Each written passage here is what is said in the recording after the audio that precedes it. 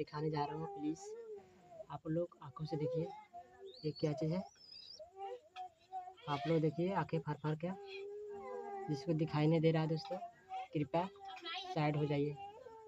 मैं आप लोग से यही कहना चाहता हूँ प्लीज़ दोस्तों, ये देखिए ये है कच्चा मूंग।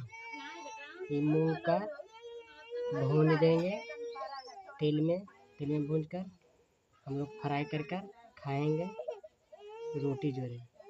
प्लीज़ ये गरीब लोग का यही खाना है दोस्तों, आप लोग का आशीर्वाद से।